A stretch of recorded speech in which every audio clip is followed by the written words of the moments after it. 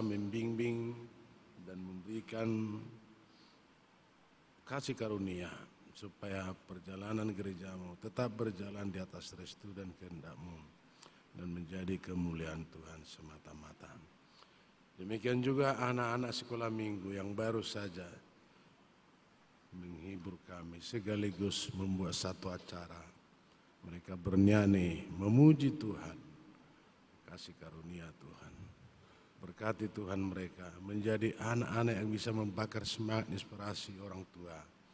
Bukan hanya kecemburuan semata-mata. Dan dengan demikian juga anak-anak sekolah minggu ini adalah jemaat yang nantinya jemaat penuh di GKPI Padang Bulan. Berkati orang tua mereka, kearifan surgawi akan tetap menuntun mereka sehingga harapan dan kerinduan kami nantinya sebagaimana yang sudah kami harapkan, anak-anak ini Engkau tetap berkati dan nantinya bisa kami banggakan di tengah-tengah keluarga, gereja dan masyarakat dan negaramu. Itulah doa dan harapan kami Tuhan. Dan Engkau mencukupkan segala sesuatunya buat kesinambungan sekolah mereka. Berkati orang tua mereka Tuhan dalam segala hal. Supaya segala sesuatunya berlangsung di atas restu dan kehendak Tuhan dan menjadi kemuliaan Tuhan semata-mata. Terima kasih Tuhan. Kami berdoa mengucap syukur dalam Yesus Kristus Tuhan, Juru Selamat kami yang hidup. Amin.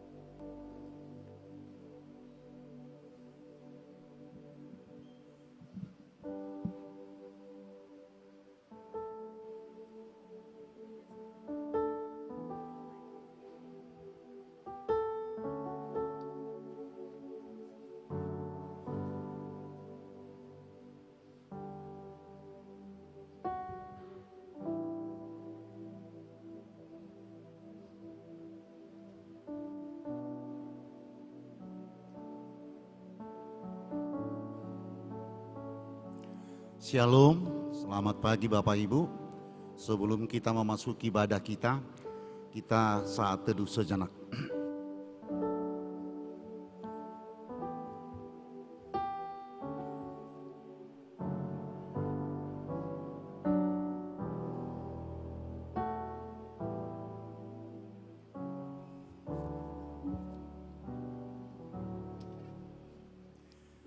Bapak Ibu dan saudara-saudara yang dikasihi Tuhan, hari ini kita merayakan ulang tahun ke-58 GKPI Padang Bulan Medan atau PAMEN.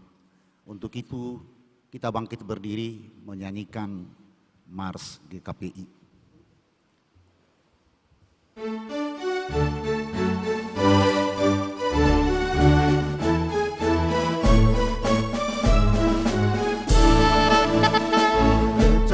Kristen Protestan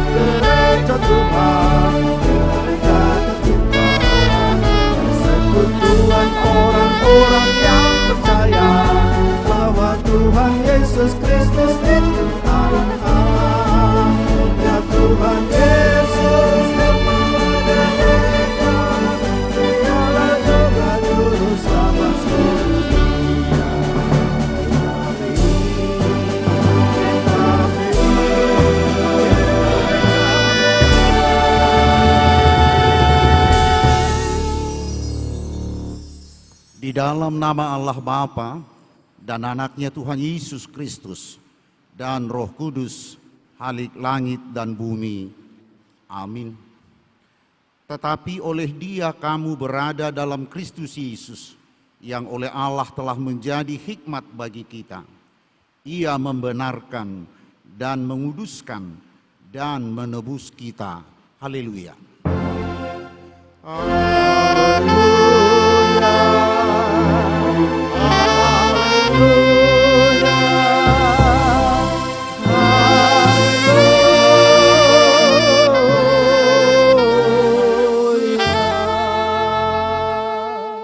Kita berdoa.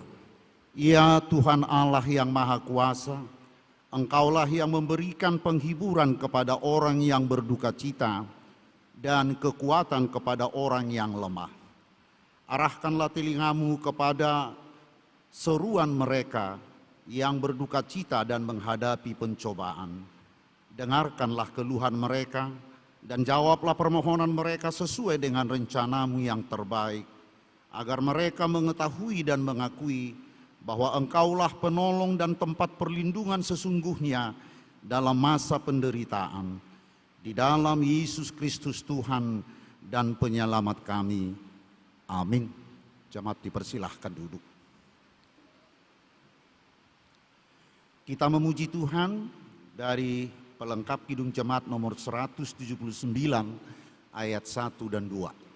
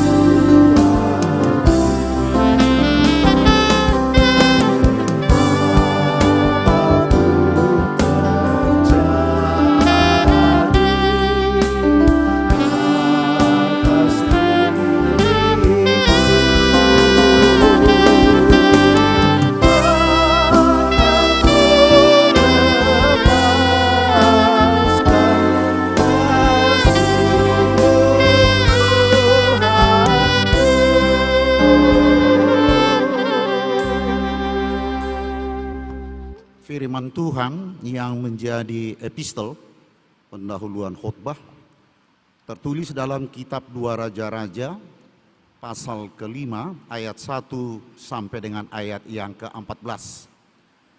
Seperti biasa kita akan membaca secara bergantian dan ayat yang ke-14 sama-sama kita baca. Naaman disembuhkan. Naaman, panglima Raja Aram, adalah seorang terpandang di hadapan tuannya dan sangat disayangi. Sebab oleh dia Tuhan telah memberikan kemenangan kepada orang Aram. Tetapi orang itu seorang pahlawan tentara sakit kusta. Orang Aram pernah keluar bergerombolan dan membawa tertawan seorang anak perempuan dari negeri Israel. Dia menjadi pelayan pada istri Naaman. Berkatalah gadis itu kepada nyonyanya, sekiranya tuanku menghadap nabi yang di Samaria itu, maka tentulah nabi itu akan menyembuhkan dia dari penyakitnya. Lalu pergilah Naaman memberitahukan kepada tuannya, katanya, beginilah dikatakan oleh gadis yang dari negeri Israel itu. Maka jawab Raja Aram, baik, pergilah dan aku akan mengirim surat kepada Raja Israel. Lalu pergilah Naaman dan membawa sebagai persembahan 10 talenta perak dan 6.000 sikal emas dan 10 potong pakaian. Ia menyampaikan surat itu kepada Raja Israel yang berbunyi, sesampainya surat ini kepadamu, maklumlah kiranya bahwa aku menyuruh kepadamu Naaman pegawaiku, supaya engkau menyembuhkan dia dari penyakit kustanya. Segera sesudah Raja Israel membaca surat itu, dikoyakkannya lah pakaiannya serta berkata, Allahkah aku yang dapat mematikan dan menghidupkan, sehingga orang ini mengirim pesan kepadaku supaya kusembuhkan seorang dari penyakit kustanya? Tetapi sesungguhnya perhatikanlah dan lihatlah, ia mencari gara-gara terhadap aku. Segera sesudah didengar Elisa abdi Allah itu bahwa Raja Israel mengoyakkan pakaiannya, dikirimnyalah pesan kepada Raja bunyinya, mengapa engkau mengoyakkan pakaianmu? Biarlah ia datang kepadaku, supaya ia tahu bahwa ada seorang nabi di Israel. Kemudian datanglah Naaman dengan keduanya dan keretanya, lalu berhenti di depan pintu rumah Elisa. Elisa menyuruh seorang suruhan kepadanya mengatakan, pergilah mandi 7 kali dalam sungai Yordan, maka tubuhmu akan pulih kembali, sehingga engkau menjadi tahir. Tetapi pergilah Naaman dengan gusar sambil berkata, aku sangka bahwa setidak-tidaknya ia datang keluar dan berdiri memanggil nama Tuhan Allahnya, lalu menggerak-gerakkan tangannya di atas tempat penyakit itu, dan dengan demikian menyembuhkan penyakit kustaku. Bukankah Abana dan Parpar, sungai-sungai Damsik, lebih baik dari segala sungai di Israel? Bukankah aku dapat mandi di sana dan menjadi tahir? Kemudian berpalinglah ia dan pergi dengan panas hati. Tetapi pegawai-pegawainya datang mendekat serta berkata kepadanya, Bapak, seandainya nabi itu menyuruh perkara yang sukar kepadamu, bukankah Bapak akan melakukannya?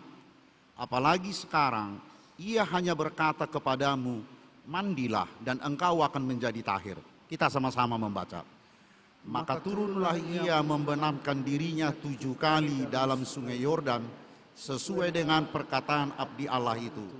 Lalu pulihlah tubuhnya kembali seperti tubuh seorang anak, dan ia menjadi tahir. Demikian pembacaan firman Tuhan. Yang berbahagia ialah mereka yang mendengarkan firman Allah dan yang memeliharanya. Amin. Kita kembali memuji Tuhan dari Kidung Jemaat nomor 39 ayat 1 dan 2.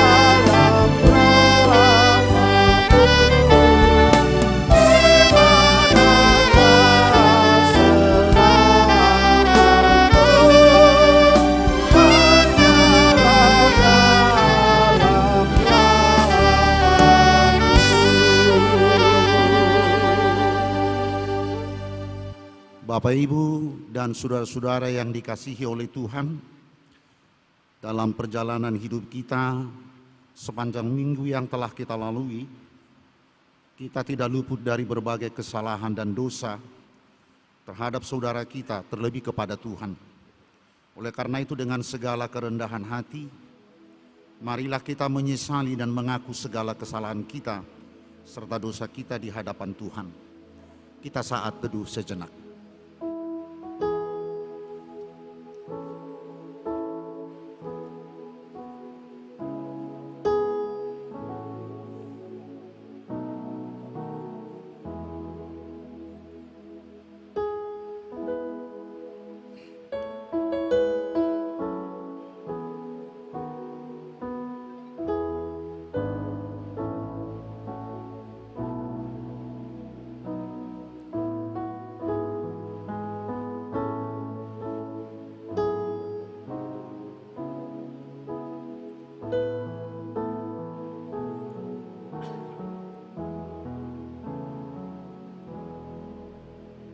Kita berdoa. Bapa kami yang bertahta di dalam kerajaan surga, Engkaulah Tuhan yang berkuasa mengampuni segala dosa umat manusia, dan pengampunan-Mu telah Engkau nyatakan melalui Yesus Kristus, anak-Mu yang tunggal Tuhan kami. Tolong dan kasihanilah kami, agar kami yakin dan percaya akan pengampunan dosa kami, sehingga kami benar-benar hidup dalam damai sejahtera dengan Engkau dan dengan sesama kami. Ya Roh Kudus, terangilah hati dan pikiran kami, sehingga kami tidak merasa bimbang akan kasih setia-Mu, dan kami beroleh kekuatan untuk melakukan kehendak-Mu. Sekarang kami persembahkan diri dan jiwa kami kepadamu sebagai persembahan yang hidup, kudus dan mulia, di dalam nama Yesus Kristus Tuhan dan Juru Selamat kami. Amin. Janji Tuhan akan keampunan dosa. Marilah kepadaku semua yang letih lesu dan berbeban berat. Aku akan memberi kelegaan kepadamu.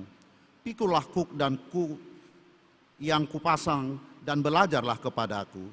Karena aku lemah lembut dan rendah hati, dan jiwamu akan mendapatkan ketenangan. Sebab kuk yang kupasang itu enak dan bebanku pun ringan. Segala kemuliaan bagi Allah di tempat yang maha tinggi. Amin. Jemaat dipersilakan duduk. Kita kembali memuji Tuhan dari pelengkap Kidung Jemaat nomor 265 ayat 1 dan 2.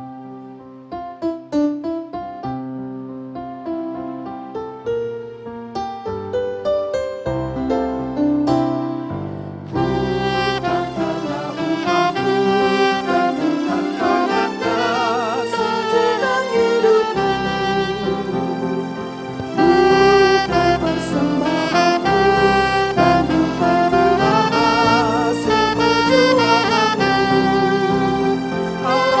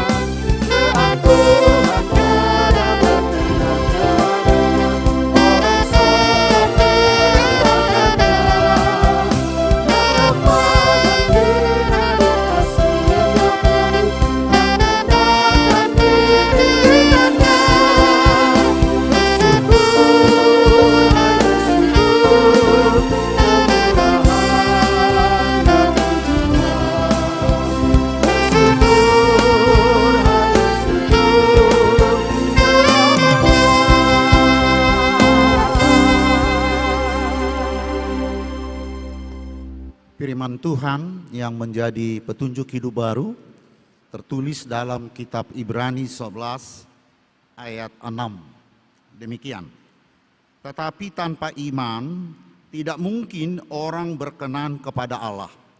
Sebab barang siapa berpaling kepada Allah, ia harus percaya bahwa Allah ada dan bahwa Allah memberi upah kepada orang yang sungguh-sungguh mencari Dia. Demikian pembacaan firman Tuhan. Mari kita sama-sama memohon kekuatan kepada Tuhan.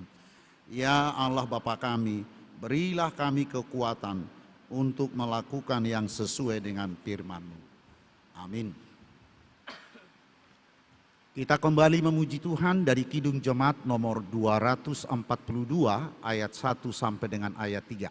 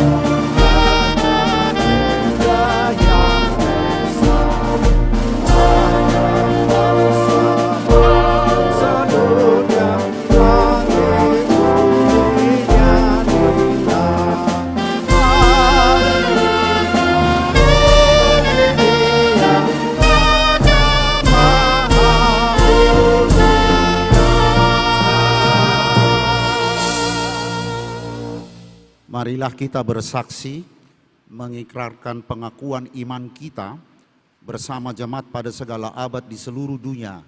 Sama-sama kita mengucapkannya.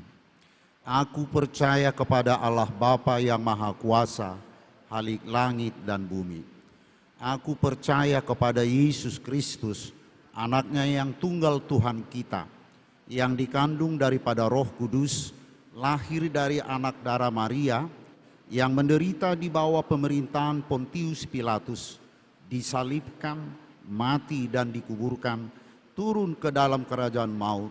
Pada hari yang ketiga, bangkit pula dari antara orang yang mati, naik ke surga, duduk di sebelah kanan Allah Bapa yang Maha Kuasa, dan akan datang dari sana untuk menghakimi orang yang hidup dan yang mati. Aku percaya kepada Roh Kudus, gereja yang kudus dan am, persekutuan orang kudus, pengampunan dosa, kebangkitan daging, dan hidup yang kekal. Amin.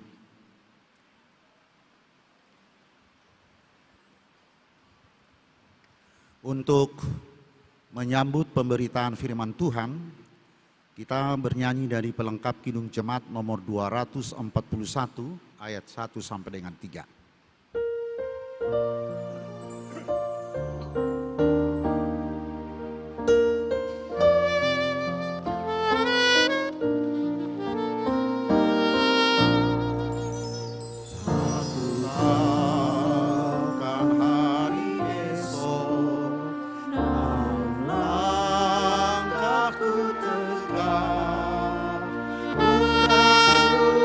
Surya ku harapkan.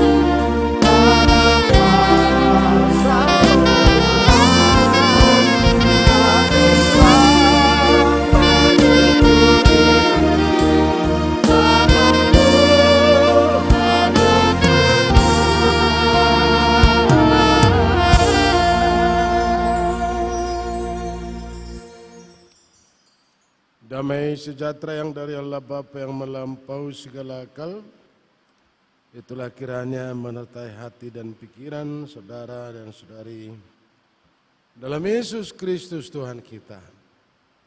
Amin.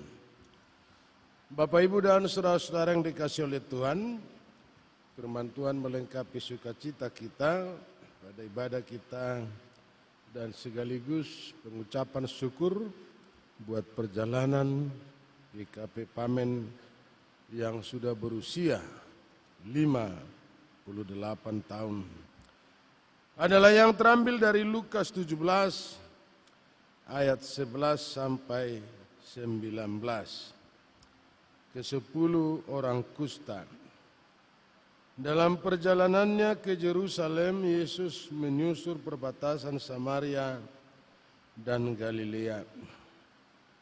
Ketika ia memasuki suatu desa, datanglah 10 orang kusta menemui dia. Mereka tinggal berdiri agak jauh dan berteriak, "Yesus, Guru, kasihanilah kami."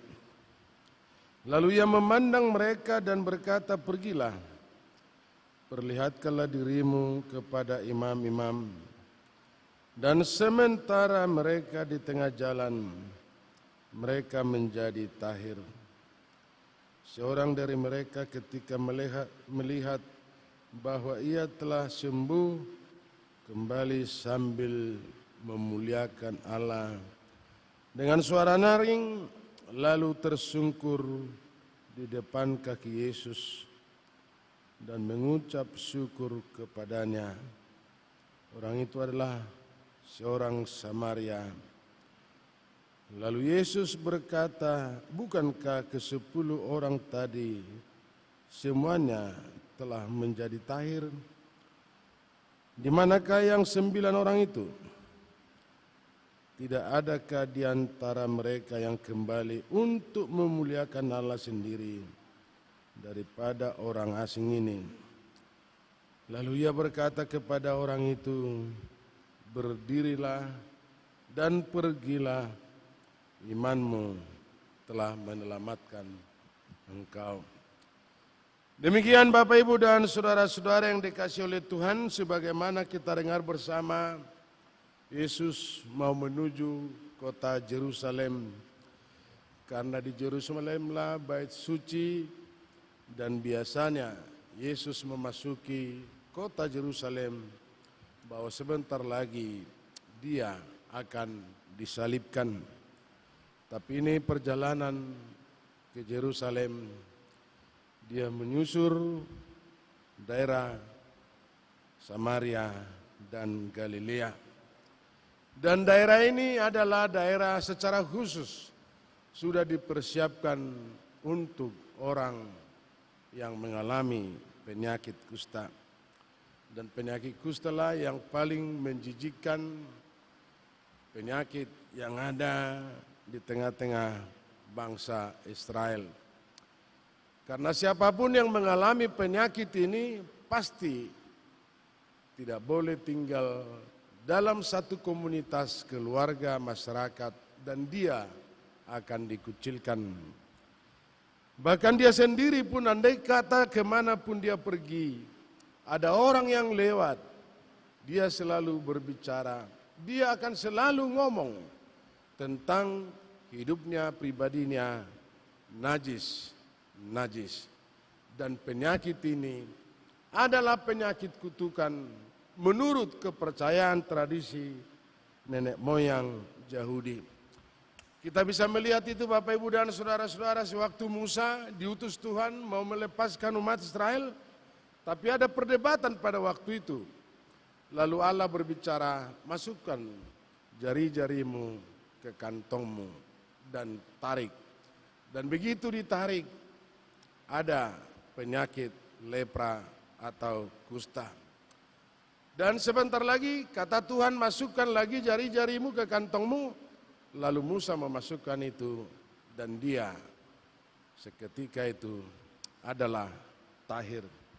Demikian juga Ayub pada waktu itu Bapak, Ibu, dan saudara-saudara. Dan kita tahu ada perjalanan daripada malaikat-malaikat tertentu, iblis, dan mereka berbicara kepada Tuhan. Dan Tuhan berkata kepada iblis, engkau lihat hambaku. Lalu iblis berkata, pasti dia adalah orang setia. Dan kita tahu Ayub setiap saat melakukan penyembahan persembahan kepada Tuhan. Dan dia berpikir mana tahu anak-anaknya melakukan dosa setiap saat melakukan persembahan. Lalu terjadi dialog pada waktu itu, pasti dia setia karena dia orang kaya. Dia memiliki banyak harta, domba, kambing, dan lain-lain sebagainya. Dia pasti setia. Nah, supaya tidak ada delik-delik tertentu, kalau orang berbicara, dia pasti setia karena dia memiliki harta, dia memiliki cantolan intervensi, dan segala sesuatunya dia miliki. Dan itu menjadi satu pertanda supaya tidak ada kata-kata dia pasti setia karena dia memiliki segala sesuatunya. Karena biasanya Bapak Ibu dan saudara-saudara kita menjadi apa-apa kalau sudah memiliki apa-apa. Dan kita tidak menjadi apa-apa kalau sudah tidak memiliki apa-apa.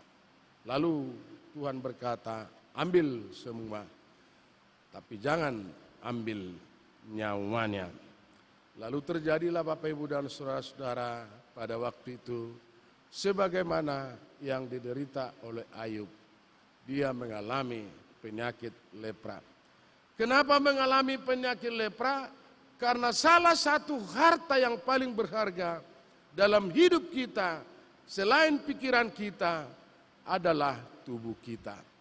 Karena tubuh kita adalah penyimpanan harta yang paling berharga yang Tuhan katakan kepada kita. Dan penyimpanan harta itu kita investasikan lagi kepada orang lain melalui tubuh kita, melalui bahasa kita, bagaimana hidup kita di hadapan Tuhan sehingga tubuh ini diganggu oleh iblis. Sekali lagi karena aset yang paling berharga.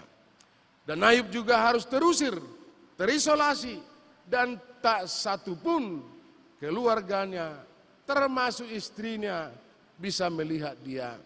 Dan inilah penyakit yang paling susah, paling menderita, karena dia sendiri pun harus berbicara bahwa saya adalah orang najis.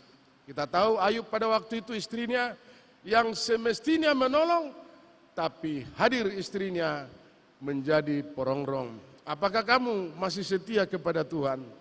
Kutukilah dirimu dan kutukilah Allah. Tapi Ayub berkata, kita sudah menerima apa yang baik dari Tuhan, lalu yang buruk pun mestinya kita terima. Supaya jangan hal-hal yang baik saja kita terima, lalu yang buruk tidak kita terima. Karena dua-duanya dipakai Tuhan untuk melengkapi perjalanan hidup kita dan sekaligus memperkaya iman dan percaya kita. Banyak orang yang setia rontok lentur imannya karena penderitaan. Tapi Ayub dia semakin bertumbuh karena dia semakin mengalami penderitaan. Dia tidak pernah luntur dan lentur imannya karena mengalami penderitaan.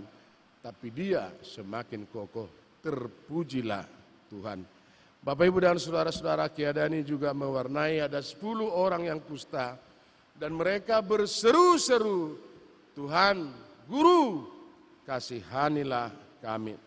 Karena itulah misi Tuhan Bapak Ibu dan saudara-saudara. Perjalanan ke kota Yerusalem, ada tugas Tuhan yang paling hakiki. Dan keselamatan manusia adalah yang paling utama.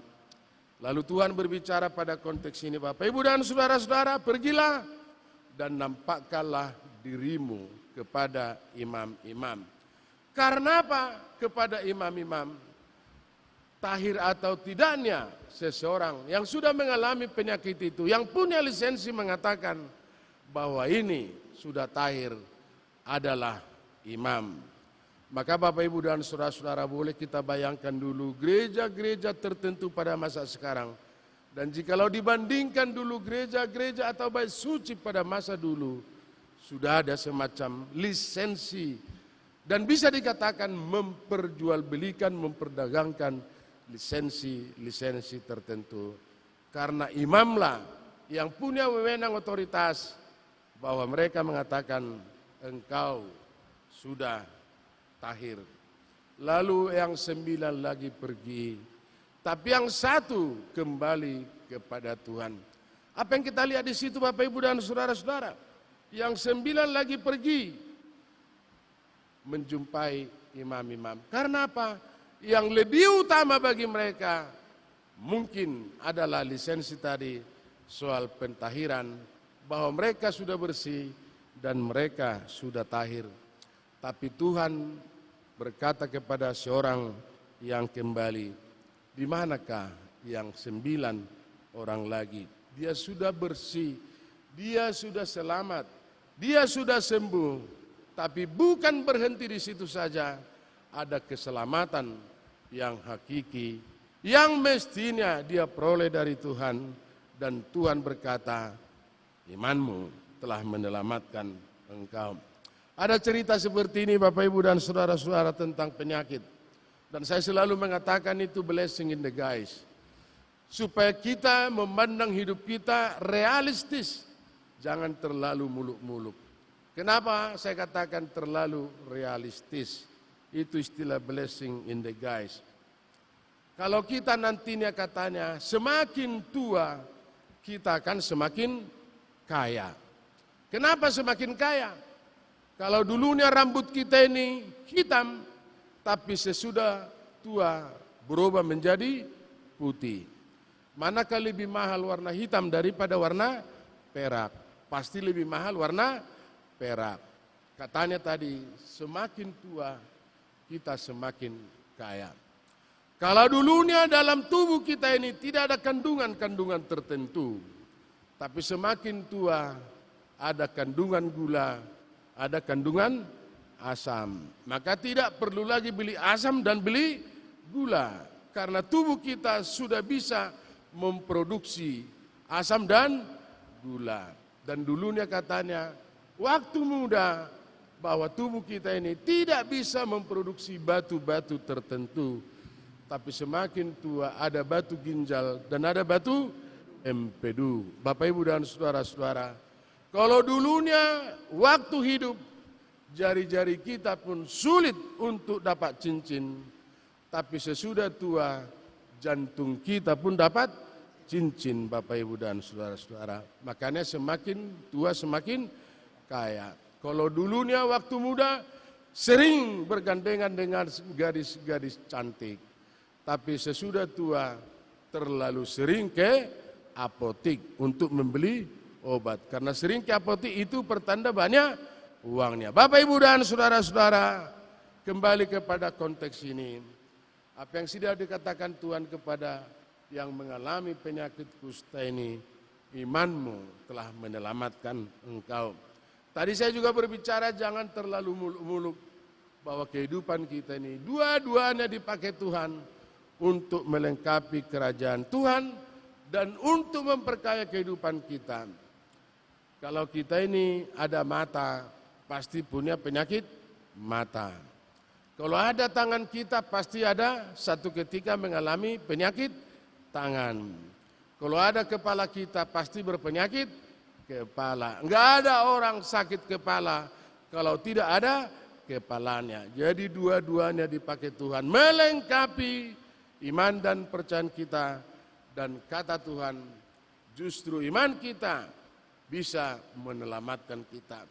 Tapi jangan minta terlalu banyak, iman kita terlalu besar. Karena Tuhan pada satu ketika berbicara, jikalau ada imanmu sebiji sesawi, gunung sana pun bisa engkau pindahkan ke laut sana. Lalu kalau ada iman kita sebiji sesawi, gunung Sinabung bisa kita pindahkan ke Belawan. Banjirlah kota Medan. Tapi kita bisa melihat apa rencana Tuhan dalam kehidupan kita. Dan kalau ada sesuatu seperti itu, jangan lupa Dan jangan kita tergoda kebimbangan, Allah yang berkuasa. Tapi sekaligus kita mestinya melihat iman kita konkret. Kata Tuhan, orang susah selalu ada di tengah-tengah kamu. Tapi saya tidak selalu berada di tengah-tengah kamu. Silakan Bapak Ibu nanti lihat itu. Tanda mujizat yang luar biasa. Mazmur 139 ayat 4. Dalam setiap kehidupan kita ada perbuatan yang ajaib yang diberikan Tuhan kepada kita. Bukan hanya soal-soal penyembuhan penyakit, tapi melalui kehidupan kita itu sudah merupakan tanda mujizat. Imanmu sudah menyelamatkan engkau. Kita berdoa. Bapa di surga, tumpuan harapan dan pertolongan, sumber daripada rahmat yang penuh rahmani. Terima kasih Tuhan atas kelanjutan hidup yang Tuhan berikan kepada kami. Kami mensyukuri waktu dan saat ini di mana Tuhan masih memperkenankan kami kembali lagi. Bisa bersekutu, bersua, berkisah dalam kasih-Mu. Sekaligus pengucapan syukur atas campur tangan-Mu. Buat gereja-Mu GKPI Padang Bulan yang sudah berusia 58 tahun. Sampai di sini Tuhan telah menolong kami dan ke depan Tuhan akan selalu menyertai kami. Sehingga perjalanan hidup kami, bahwa kami akan semakin berbenah. Dan iman kami akan semakin bertambah. Dan melalui iman kami yang semakin bertumbuh, bahwa kami tetap percaya dalam keadaan apapun, Tuhan adalah juru selamat kami. Dan terima kasih Tuhan buat kesempatan ini. Dan kami juga berdoa kepada Tuhan untuk warga jemaat dalam kesempatan ini yang merayakan ulang tahun mereka, berapapun usia mereka. Perjalanan hidup mereka Tuhan berkati. Tuhan memberikan kearifan surgawi supaya dalam setiap perjalanan hidup kami, imannya akan semakin bertumbuh, semakin dewasa, semakin berfaedah, dan semakin berguna. Demikian juga adik-adik kami masih juga. Berkati Tuhan menjadi anak yang berguna yang bisa membakar semangat inspirasi orang tuanya, bukan hanya kecemburuan semata-mata. Dalam pengucapan syukur ini Tuhan, kami tidak lupa Tuhan yang tetap menaungi kami, memimpin kami dan gereja-Mu, sehingga segala sesuatunya berlangsung di atas restu dan kehendak Tuhan dan menjadi kemuliaan Tuhan semata-mata. Terima kasih Tuhan. Kami berdoa dan mengucap syukur dalam Yesus Kristus Tuhan, Juru Selamat kami yang hidup. Amin. Kita kembali lagi memuji Tuhan dari Kidung Jemaat 387 ayat 1 dan 2.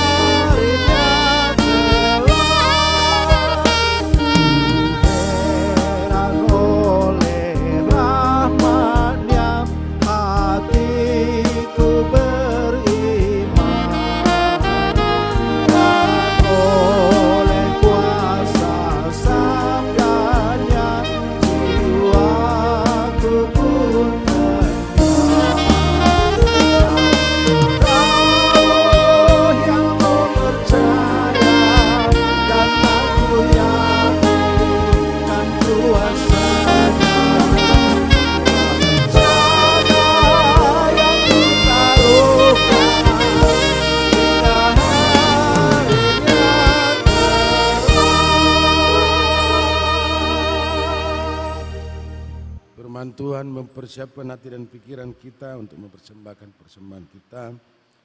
Roma 12 ayat 1. Karena itu saudara-saudara, demi kemurahan Allah aku menasihatkan kamu, supaya kamu mempersembahkan tubuhmu sebagai persembahan yang hidup, yang kudus dan yang berkenan kepada Allah.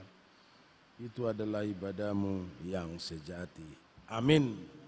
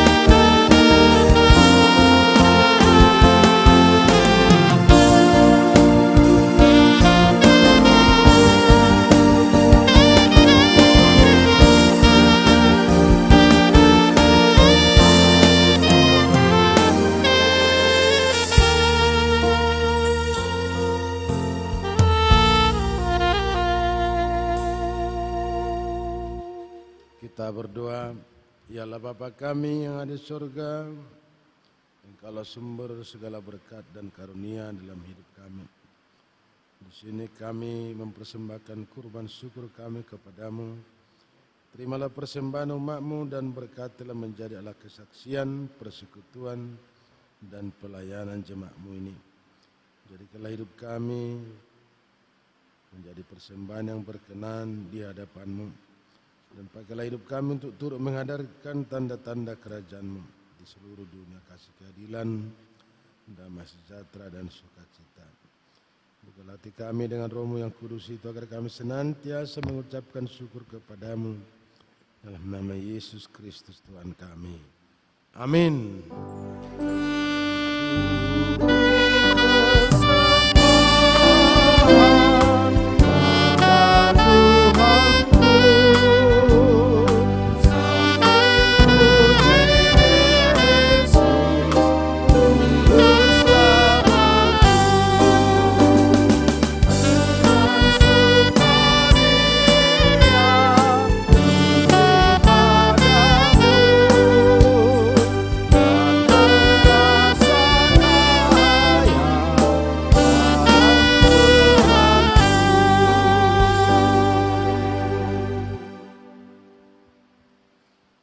Bapa kami yang di surga, dikuduskanlah nama-Mu, datanglah kerajaan-Mu, jadilah kehendak-Mu di bumi seperti di surga. Berikanlah kami pada hari ini makanan kami yang secukupnya, dan ampunilah kami akan kesalahan kami, seperti kami juga mengampuni orang bersalah kepada kami. Dan janganlah membawa kami ke dalam pencobaan, tetapi lepaskanlah kami daripada yang jahat.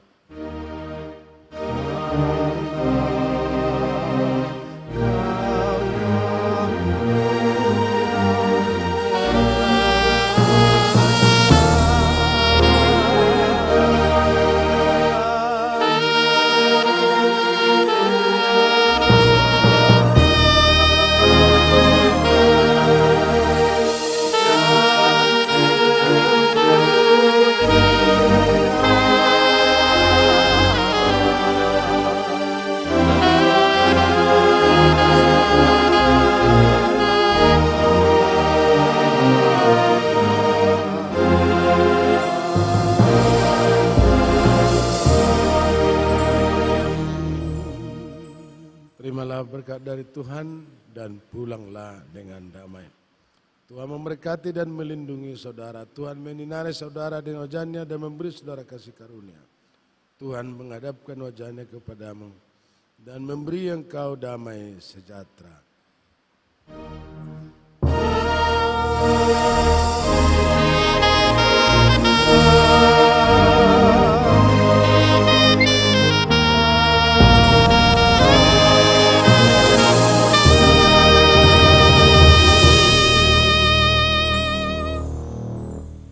Selamat ulang tahun untuk kita, dan Shalom, Horas, dan GKP pamit memberikan bingkisan ya sekedarnya untuk kita semua.